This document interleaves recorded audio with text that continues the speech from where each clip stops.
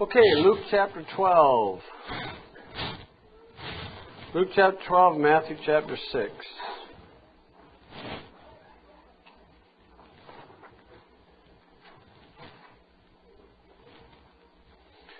Luke 12:13.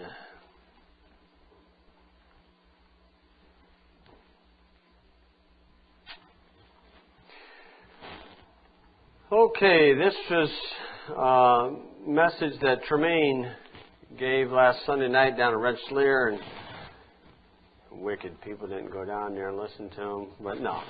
Last Sunday night, he basically challenged folks to be rich toward God, but he didn't have the time to explain how to get rich toward God, so I'm going to build on that. Luke 12, verse 13. Luke 12:13. And one of the company said unto him, Master, speak to my brother that he divide the inheritance with me. And he said unto him, Man, who made me a judge or divider over you? Okay, there's that famous man. Okay. And he said unto them, Take heed, beware of covetousness, for man's life consisteth not in the abundance of the things which he possesseth. And he spake a parable unto them, saying, The ground of a certain rich man brought forth plentifully.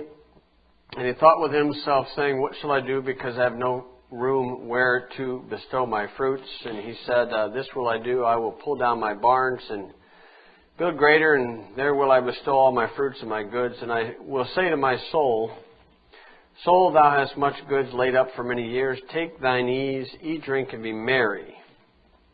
But God said unto him, Thou fool, this night thy soul shall be required of thee. Then whose shall these things be which thou hast provided? Well, that's easy. Government and attorneys. 21. So is he that layeth up treasure for himself and is not rich toward God. Okay, then Matthew 6:20 or 6:19. Same idea, same speaker.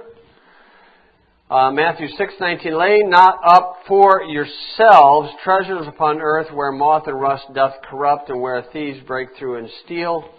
But lay up for yourselves treasures in heaven, where neither moth nor rust doth corrupt, and where thieves do not break through nor steal. For where your treasure is, there will your heart be also.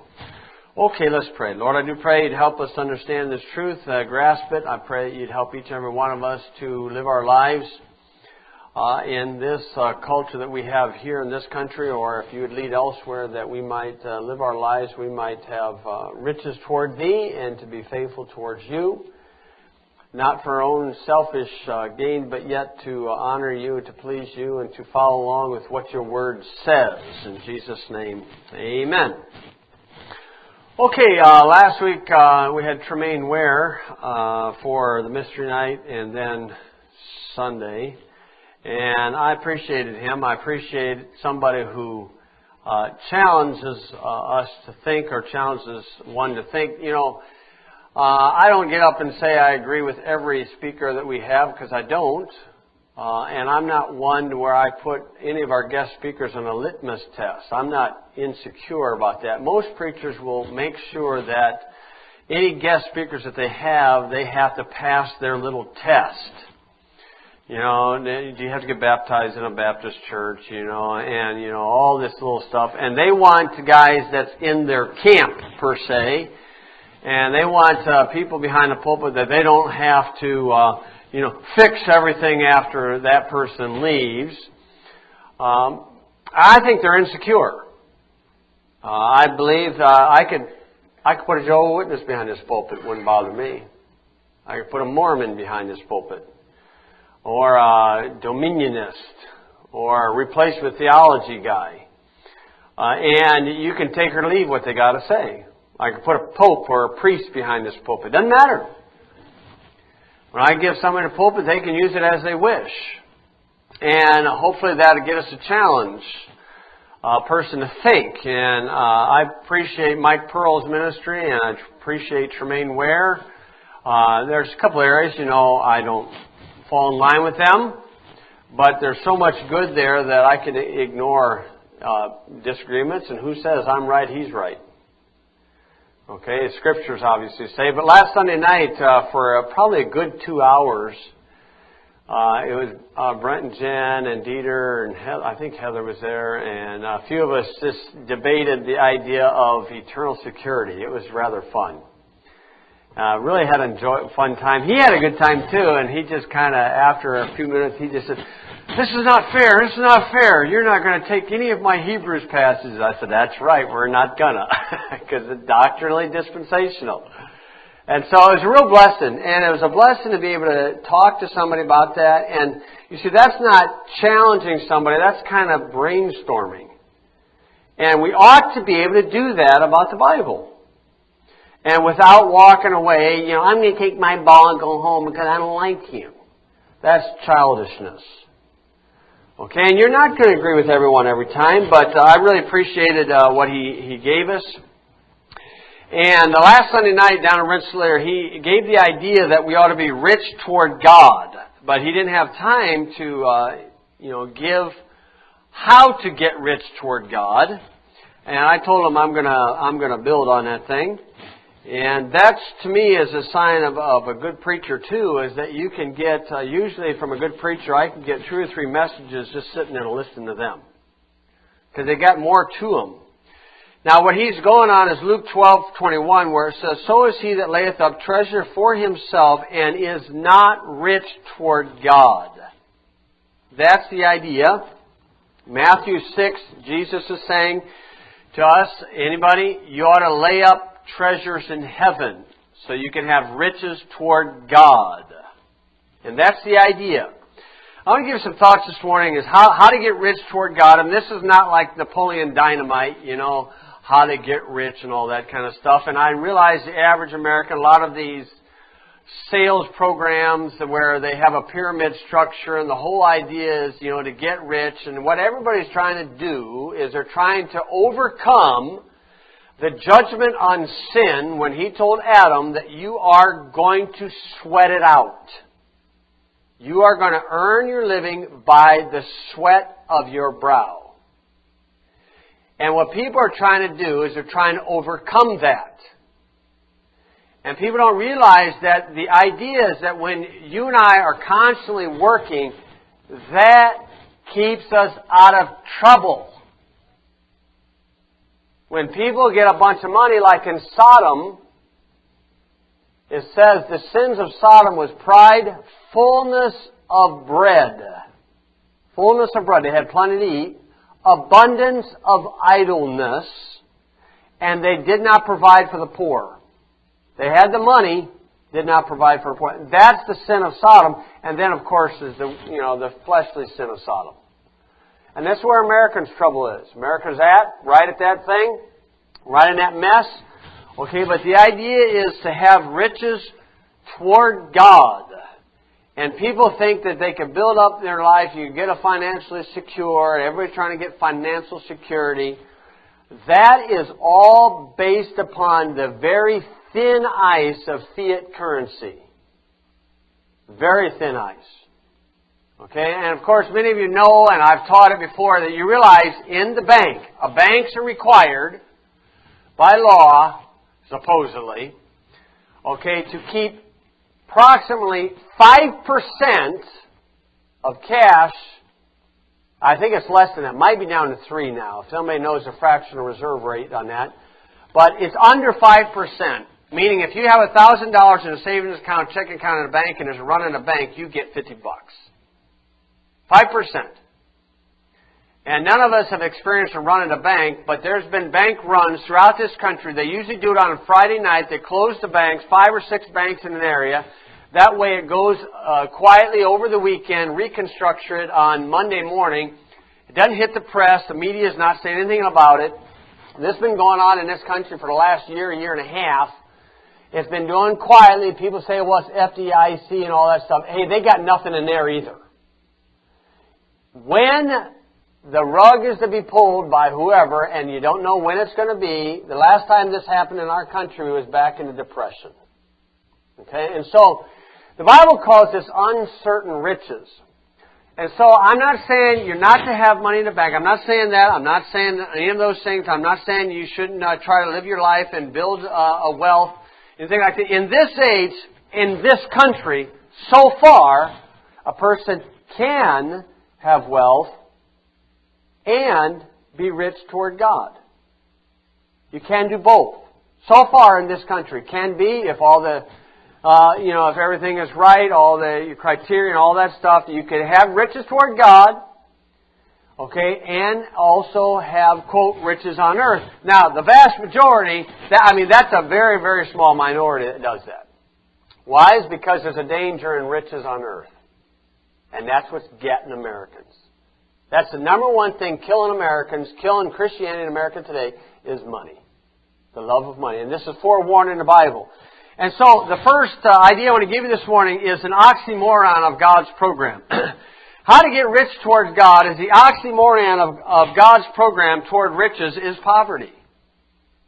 Now, that doesn't mean you have to be poor, but it is the method of poverty or giving out. Most truths of the Bible will work opposite to the flesh and the mind. You ask the average person, what does it take in order for you to go to heaven? What do they say? You have to be good. What's the Bible say? You got to know you're bad. It's the exact opposite. It's an oxymoron. A lot of Christians are trying to live the sanctified life. They are working hard to live a sanctified life when sanctified life is a matter of faith. Believing what God has done. A lot of parents trying to win the hearts of their little children by smothering them with love and cuddling them and spoiling them rotten. And what do they get? They get a rotten tomato. Okay, how do you have children that respect you? Is you have consistent training and correction. That's how it's done.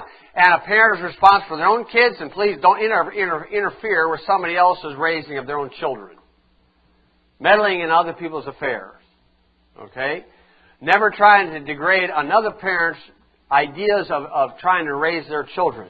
Leadership. Leadership is not control, manipulation, or power. That's not leadership.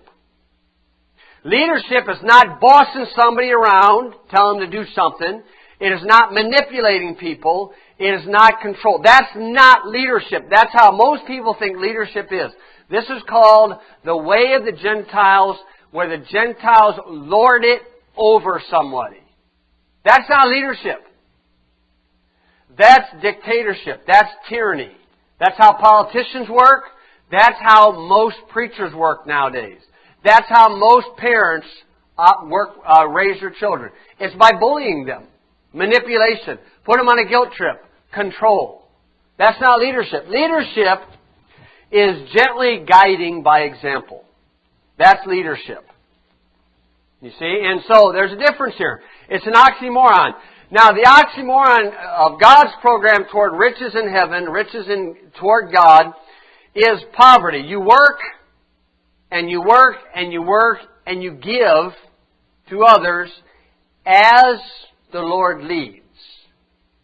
You don't just give and give and give. You give as the Lord leads.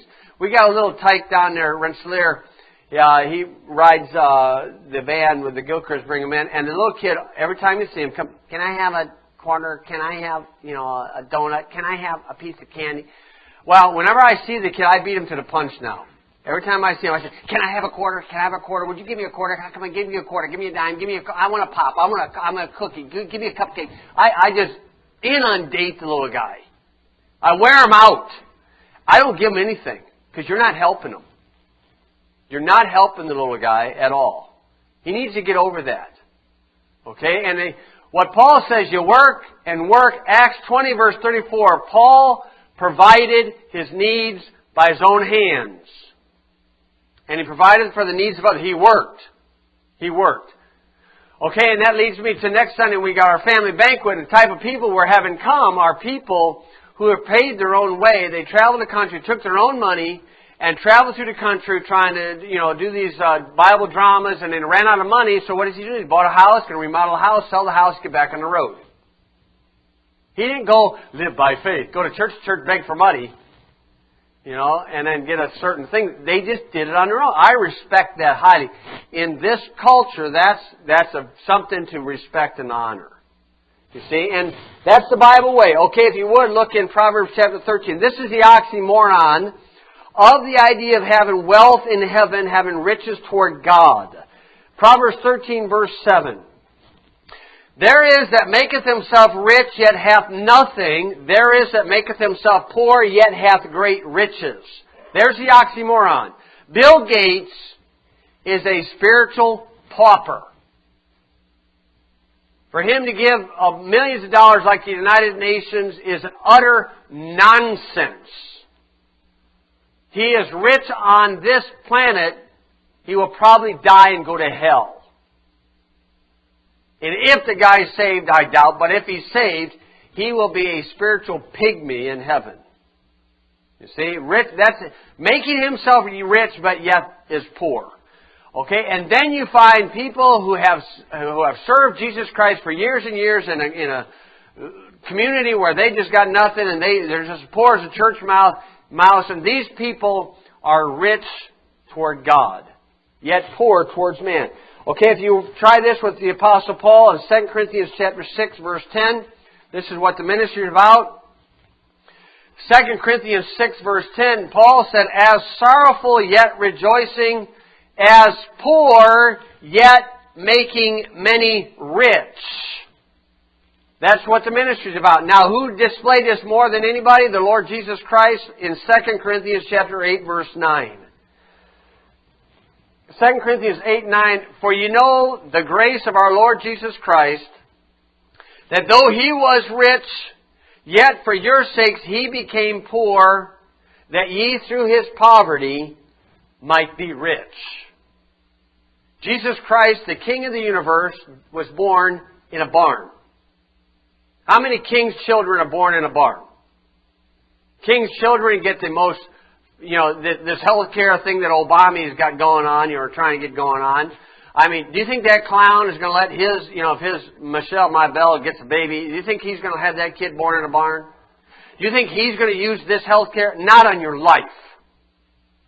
These type of people get what they think is the best health care. Funny thing is, it usually turns around and bites them because it's not the best. Okay, but here our Lord Jesus Christ, He who was rich became poor, that you and I might be rich. Jesus Christ, the King of the universe, the King of kings, born in a barn, raised in a community called Nazareth, did not get the higher schooling of the day, homeschooled kid, raised as a carpenter. And when he died, he had to have a rich guy give him his own sepulcher. I mean, who can demonstrate that more than God? He became poor so you and I might be rich. Now, we can turn around and do the same thing. Follow His steps. That's the oxymoron of God's program toward riches. It's poverty, or it's giving as the Lord leads. Making sure the Lord is leading in the giving. Because you have professional con artists all over the place. The second thought is there's a danger of focusing on earthly riches because of its deceptiveness. As you have the deceitfulness of riches, the Bible warns about these things. If you would look in 1 Timothy chapter 6. Paul warned Timothy about focusing on earthly riches. Paul warned about this, Solomon warned about this, Moses warned about this, and Jesus Christ Himself reveals that the greatest tool that chokes the Word of God, the greatest tool in Bible-believing churches that chokes the Word of God is the deceitfulness of riches. That's the greatest tool. Not drunkenness, not drugs. The greatest tool that is deceiving American Christianity today is merchandise. It's getting things. Okay, in 1 Timothy 6, verse 6, but godliness with contentment is great gain. For we brought nothing into this world, and is certain we can carry nothing out. And having food and raiment. See that? Didn't say house. And having food and raiment, let us be there with content. That's a very difficult one. If I was a Greekifier, I'd definitely run to the Greek and change that one. I'd definitely be searching the 200 English Bibles and find one that I like better. Okay, there it is right in front of us. Verse 9, but they that will be rich, okay, this is being rich in this world, fall into temptation and a snare. and into many foolish and hurtful lusts which drown men in destruction and perdition. For the love of money is the root of all evil, while some coveted after, they have erred from the faith, and pierced them through with many sorrows. There is the biggest killer of American Christianity today. That's what's getting, not just America, but any culture that has some sort of a free enterprise where a person can actually pay their way through stuff, not in Muslim cultures, not in communist cultures or fascist or whatnot. Okay, but right there it is. It's the love of money is the root of all evil. That's Paul's warning. Now Solomon's warning is found in Ecclesiastes 6 verse 1. Solomon, the richest man who ever lived, he makes poor Bill Gates look like a pauper. Solomon's 1 year annual income, if you use the word income as money coming in, was 666 talents of gold. That's just the gold. That's not counting silver, and that's not counting other stuff. Do the math. 666 talents of gold. That's 100 pounds per talent. 16 ounces gold is, $1,200 an ounce right now. Run the math. The guy had some money coming in. Okay, gold. Not fiat currency. This is the real McCoy. This is a guy that would come in, I don't know why he would, but if he and his entourage would come into the town of Lowell and he said, I like Lowell, buy the whole town. He could do it. And then he could say, all the women are in my harem, and he could do that. And if you don't like it, he'd take your head off. And then with this guy, when he had a banquet, when he sat down to eat in a meal with a long table, he's down there, and I doubt he'd have all his wives along the side. I mean, that would be a mess. 300, 700 or whatever. Man, what a happy meal time. Wouldn't that be happy meal time? Obviously, just him by himself. Okay, and that long table, he didn't have to put a CD on or a stereo. He had the entire orchestra. I mean, 100, 200 there playing while he's enjoying his fine, fancy meal. That's the kind of money this guy had. Okay, and here's what he said, Ecclesiastes 6 verse 1, there's an evil which I have seen under the sun. It is common among men. A man to whom God hath given riches, wealth, and honor, so that he wanteth nothing for his soul of all that he desireth. Yet God giveth him not power to eat thereof, but a stranger eateth it. This is vanity and an evil disease. It is an evil disease. He forewarned about that. He said, this is an evil on the earth. When people have riches, wealth, and honor, what do? They don't want anything for their soul. Now, that is something you can observe. If you want to observe it, get some gospel tracts, go knock on doors, try to witness for Jesus Christ in a poor section in Gary in the daytime. Okay, and then go over to Valparaiso and Sherwood Forest and those multi-million-dollar houses and knock on those doors and witness for Christ and see what kind of result you get. It's a no-brainer what kind of result you get. The last time this country had some sort of a resemblance of a revival was during the Great Depression, when the money went bad. And when people lose confidence in the money, that's when they start thinking about God. In Deuteronomy chapter 8, Moses warned those children of Israel. He said, you're going to the land of Canaan. When you read that entire chapter, you get 20 verses there. And when you read that, you could probably think of America the Beautiful, the land of the free, the home of the brave, all that stuff, I don't know. But when you read through that, you'll see about all the property and the crops that they can grow in the water. And there are 3 times God warned them in there. 3 times He said, when you get this, don't forget me. 3 times He warned them about that. And you know what they did? They forgot Him. So when God's people forget Him, when they got all their little toys, God takes the toys away. Man starts thinking about God again, and they start fellowship with God again, and God starts giving a little more toys, and when he gets too many toys and he forgets God, God takes the toys away, and this is a vicious cycle between God and His children. It's a constant vicious cycle.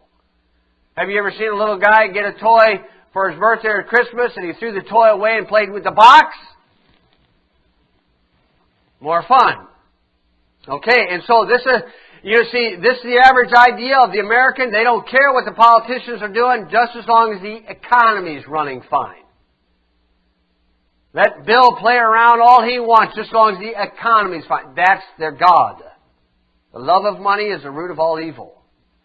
And that's the danger of focusing on earthly riches. It is deceptively powerful. Jesus Christ said in Luke 8:14, He said that what chokes the Word of God is the cares of this world and the pleasures of this life.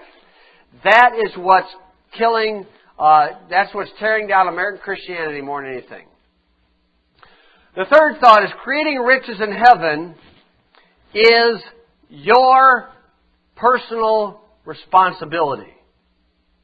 It is not your sisters, it's not your brothers, it's not your parents, it's not your friends, it's not us corporately as people. It is your personal responsibility. In Matthew 6:19, you are to lay up treasures in heaven. You. In Luke 12:21, He said, you ought to be rich toward God. You. For example, when we went out street preaching, or if we go in an area where we go street preaching and there's more foot traffic where you pass out more gospel tracts, okay, and you don't want to pass out gospel tracts, you're ashamed to do that, but yet you are holding a sign, that's a good thing. God sees the whole program, and He will reward you for holding the sign. But if you're not going to do any other work for Him, He keeps the records accurate. You can try to pretend to other people that you're doing something. No, God's keeping the accurate records. And a book in the Bible that ought to scare you more than anything is the book of Numbers, because God keeps records. Now, for us in the New Testament, look, if you would, in 1 Corinthians chapter 3. Those two places in Matthew 6 and Luke 12, one might say, well, those are prior to Calvary, and I would say, yeah, that's true, that's true. Now, here's safe ground for the doctrine of the New Testament believer.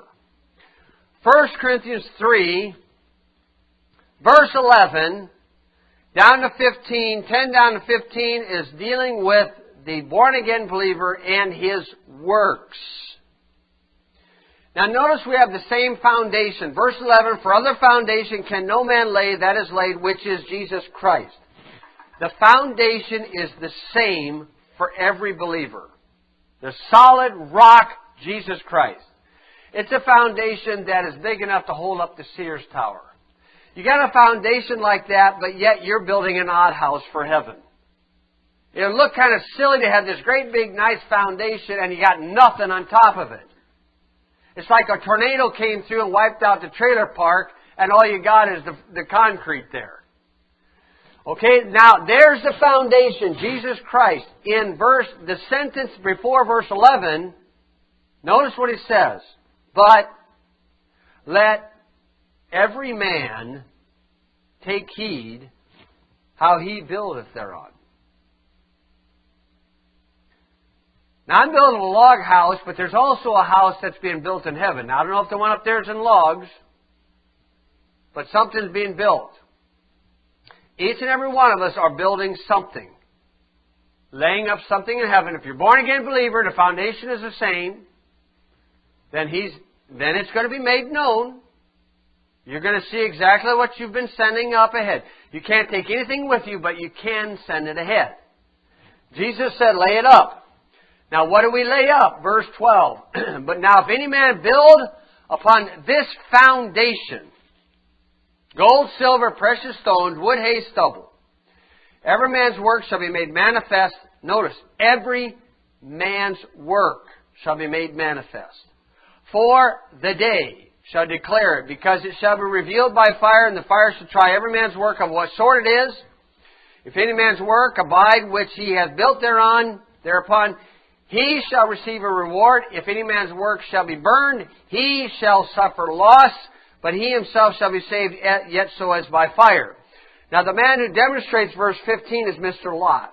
He lost everything he had, lost all his earthly riches, all his earthly prestige, but he was saved, yet so as by fire. The fire didn't touch him, it touched his works. Gold, silver, precious stones. What are they? Okay, now this is where you can actually lay up treasures in heaven. You figure it out. What is gold, silver, and precious stones? Now, if you run just the gold. Now, I believe the best thing that a person can buy, if you're going to buy something, if you have some money and you want to buy something, own something, the best thing that you could buy is land. Piece of dirt. Get it? Paid for. Why? Because when the money is gone, when people lose confidence in money, you got a place to call yours. That's the best thing to do. Now, you say, well, a communist comes in, they shoot you. Well, tough apples, they shoot you, you go to heaven anyway. The next best thing is gold or silver. Gold and silver. Silver for small purchases, gold for large purposes. Gold has intrinsic value in any culture. This came from the Bible. The Bible sets the standard. A gold coin or silver of some sort needs to be owned. It is like land that you can carry with you. Silver probably better. Silver, what's about $16, $18, $19 an ounce right now? I've been buying silver through the years and it's bought as low as $5 an ounce, maybe even under $5 an ounce. Okay, and then gold, what's it, about $1,200 an ounce now? I've bought gold as low as $350 an ounce. I can't sing that song, that verse, silver and gold have I none, because I do have some. Okay, and not a whole lot, but I got some, and I think you ought to have some. Anybody at any age, get some. Okay, it's good to have, because that survives when the money goes bad. In any culture, you have gold or silver, you got something. You say, I got a house mortgage. Take some of that and buy some gold and silver. Okay, right now it's kind of choky to buy that stuff because it's so pricey. But I've been buying this, buying gold, silver since the middle 80s. And so, why? Because that has real value. But, what if you forget where you hide it? That happens. Okay, or what if somebody comes in and steals it? Or what if somebody comes in with a bigger gun than you got? Shoots you to take it. Okay, now you have that, but what about gold laid up in heaven? There's the best route. I'm not saying just one or the other, I'm saying both. Okay, in this culture, one can have both. Gold in the Bible, what does it represent? Now, even the heathen know this. When you read through the Bible and discover what does gold represent in the Bible, how can you lay up gold in heaven? The heathen even know this. What do they make their idols out of when they worship? What is the dome of the rock covered with? It's gold. You drop the L on gold and you have God.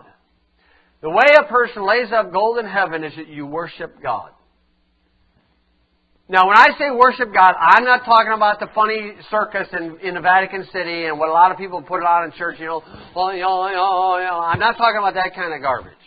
That's all fake. You worship God. You can worship God at any moment of any day. Any day of the week. You can worship God by yourself. I know the guys think they can worship God out fishing, but they're not doing it. Okay? Or out hunting. But you can worship God. It's not some magical thing. It's not some mystical thing to worship God. You can worship God. Holy worship toward God can be attained by the rich and poor, by the bond or free, by sickness or health. Either one. It doesn't matter. You can worship God. Now, what is worship? Okay, let's try a few places. Genesis 24. We can run a few places. I'm just going to touch on them real quick. In fact, I'll just give the references. Genesis 24, verse 52. This is a story with Abimelech. Remember with Abraham looking for a wife for Isaac, he sent Abimelech out to go find him. Abimelech was begging God for direction, didn't know where to go, didn't know what to do. Abimelech was begging God to find direction in order to find a wife for Isaac. And when he got the answer to prayer, when he recognized that God has led him, in Genesis 24, verse 52, it says that he worshiped God. He didn't have a church service. He worshiped God. What is that? He expressed gratitude to God for guidance. Have you asked God for direction about things? Did you get an answer? Did you express gratitude? You worshiped God. You threw up a gold coin in heaven.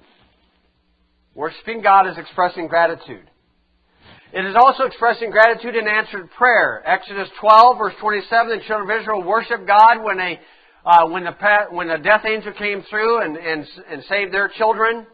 And Luke chapter 17, remember when you had 10 lepers and Jesus Christ healed the 10, one came back and gave glory to God and gave thanks. One guy, and Jesus said, "Where are the 9?"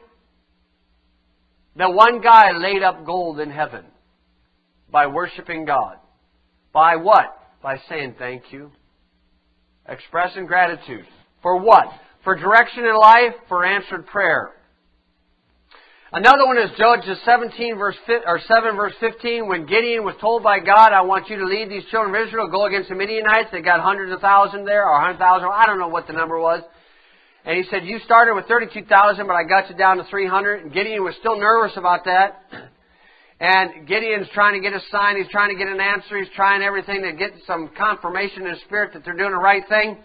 And he snuck down and listened to a Midianite tell about his dream and the interpretation of the dream. And in Gideon it says, worshiped God.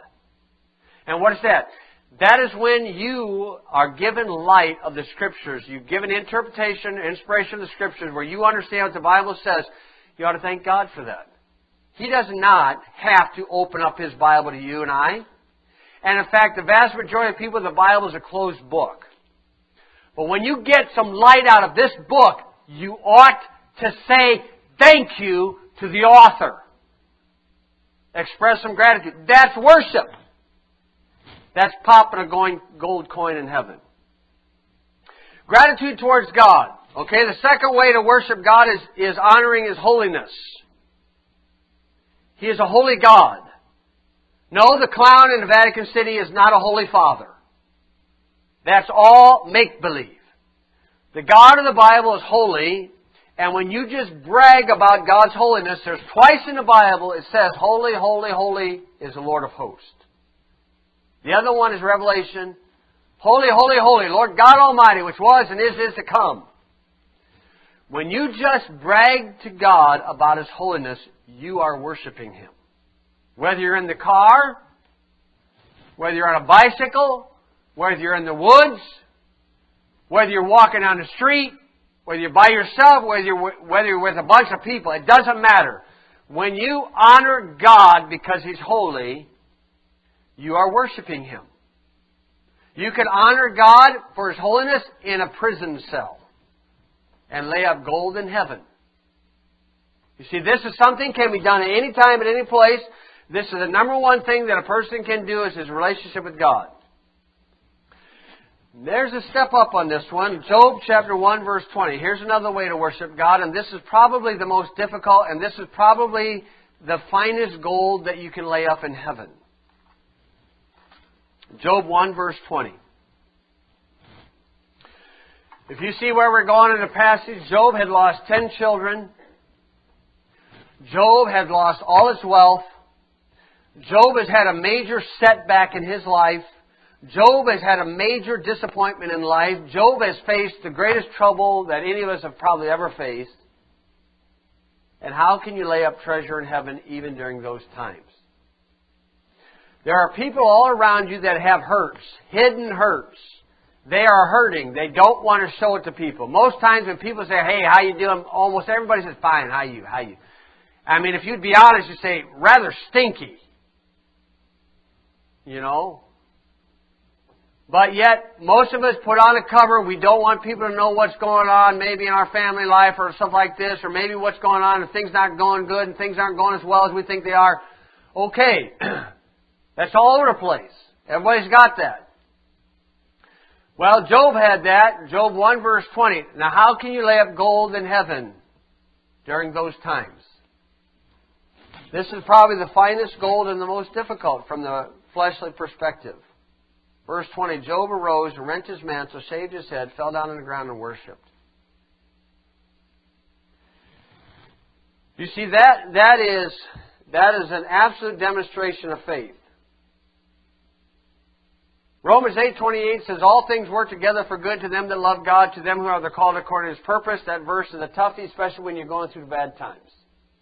Trouble like trouble you've never experienced before. You don't understand it. Don't make sense. Nothing makes sense. Okay, and Job said he worshipped. Verse 21, here's what he said. Naked came I out of my mother's womb, and naked shall I return thither. The Lord gave, and the Lord hath taken away. And then he said, blessed be the name of the Lord. When he said that, the gold coins started popping in heaven for Job. And you see, these disappointments, trials, and troubles of life demonstrate more faith than anything, because the Bible still says, being confident of this very thing, that He which hath begun a good work in you will perform in the day of Jesus Christ. That's a promise. And the promise is that He will never leave you nor forsake you, even though you feel like He has. And the promise is, as much as you keep asking and He quits, He's not answering, and you feel like, what's the use? And you get to the point of saying, what's the use?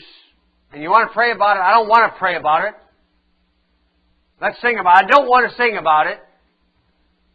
And you just give yourself some time, and then eventually, hopefully, by God's grace, with God's mercy, you can at least honor God and recognize that He is all-knowing, and He wants the best for you, and He knows you know He can do the best for you, and that He's just going to give you the grace, and He's going to show you something down the road. Now, the ultimate example of that is the Apostle Paul, where he actually said, I glory in my infirmities. I don't get that. He gloried in his infirmities. And what's he doing? He's flipping some gold coins in heaven. He is worshiping God. He has given God absolute glory. That is a sacrifice of praise. It is also called a sacrifice of thanksgiving. This is laying up gold in heaven. The last way to lay up gold in heaven is Acts 24, verse 14. And this is another form of worship. I've given different forms of worship. The way you worship God is you give Him gratitude. Gratitude for direction in life. Gratitude for answered prayer. Gratitude for knowledge of understanding the words of God. Worship God for His holiness. Worship God. Honor God. Blessed be the name of the Lord during our disappointments, our troubles, our trials, our tribulations, the tragic things of life. And the last one is Acts 24, verse 14. Paul said, I worship God. How? But this I confess unto thee, that after the way which they call heresy, so worship I the God of my Father. How does he worship God?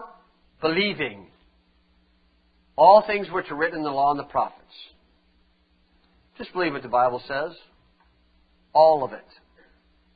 Most churches believe the fundamentals, the principles, the doctrines. Well, what about every bit of it? Every single bit. Old Testament, salvation, New Testament, millennial, tribulation. What about them crazy doctrines in there, the strange flesh, the strange doctrines, the weird stuff that's in the Bible? What about all that stuff? You believe all of it? You believe what he says? Do you believe what he says to whom he said it? Okay, when a person believes all of what the Word says, the world, the Christian, not the world, the Christians will call you a heretic. And when the Christians, the fundamentalists, call you a heretic, they've been so kind to flip a gold coin for us. That's nice of them to take some money out of their treasury and flip it our way. They don't want to believe all that God has said. And so, it's funny, the Lord may take out the account of another when He owes due payment to another at the judgment seat.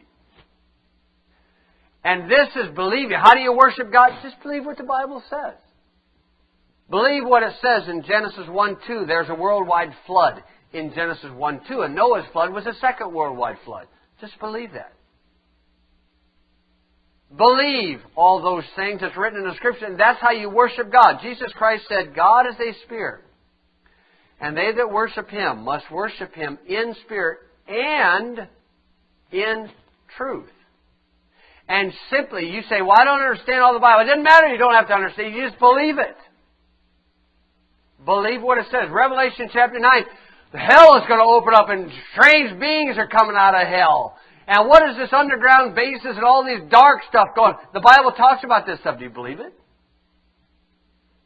Not that you have to preach about it all the time and make it a main minute. Just believe what it says. Do you believe it? The love of money is the root of all evil?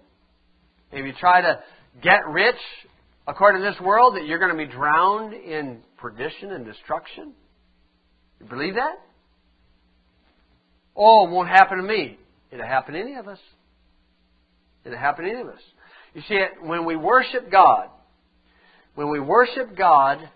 as God, we're laying up gold in heaven. Let's pray. Lord, I do pray you'd help us recognize that we are to express our gratitude and worship you come hell or high water. And Lord, I just pray that you'd help us recognize that we can worship you during good times, during bad times. We can worship you with good health or bad health. We can worship you with money, without money. We can worship you in a free society, or if we're bound in prison as a slave. We can worship you at any time, at any place, without any relics or without any books, without anything. We can still worship you, brag about you, honor you. And Lord, I pray you'd help us recognize that when we do that, and we do that because we love you, then gold is being forwarded to an account for the ones who do that. And Lord, I pray you'd help us to be rich toward Thee, rich toward good works, to honor you and to be faithful to you. With heads bowed and eyes are closed, the piano will play, the altar's open, the organ too.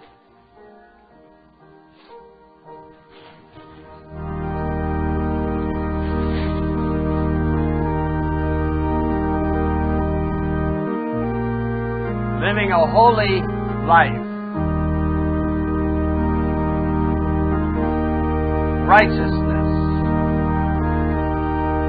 Another form of laying up gold. See, this one on worshiping God is not doing anything, really. It's not going out and ministering to others. This is ministering to God, first and foremost. This is honoring Him when things don't look right.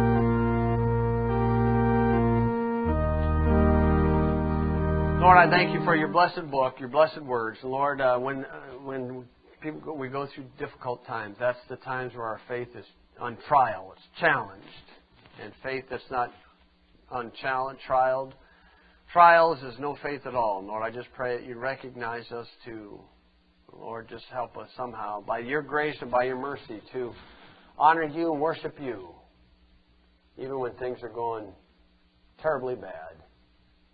From our perspective, Lord, I just pray you'd help us to honor you in Jesus' name. Amen.